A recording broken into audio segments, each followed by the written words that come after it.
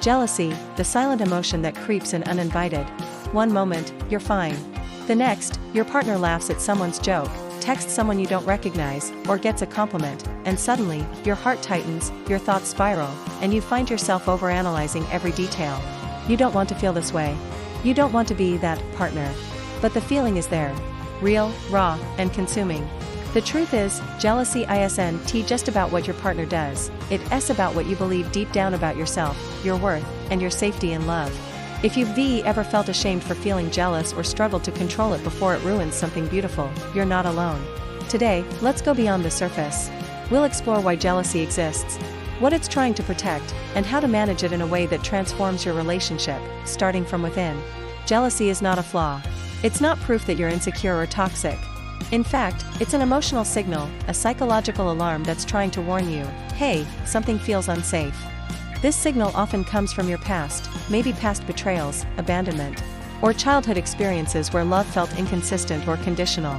Your mind records those experiences and, in relationships, replays them in the form of fear, especially when anything feels uncertain. When we feel jealousy, we're often imagining a threat, real or not. A threat to our place in our partner's life, to our connection, or to our sense of control. The problem isn't the jealousy itself. The problem is how we respond to it.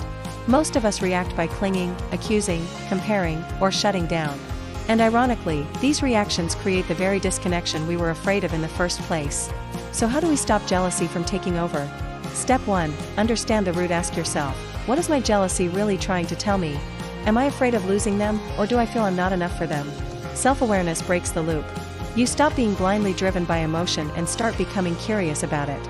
That curiosity puts you back in control. Step 2. Separate fact from fear. Jealous thoughts are rarely neutral, they're often exaggerated by emotion.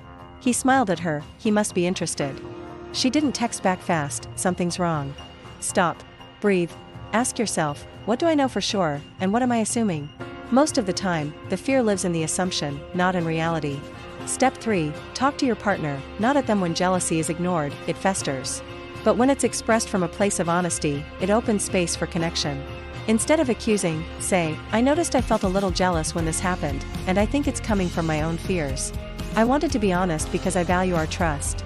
That's not weakness, it's emotional maturity. Step 4. Build self-worth independently. The more secure you feel in yourself, the less room jealousy has to grow. Take time to nurture your self-esteem.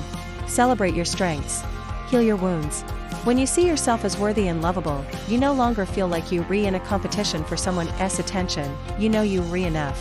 Step 5. Set healthy boundaries, not controls. There's a difference between saying, I feel uncomfortable when you flirt with others, and saying, you're not allowed to talk to anyone else.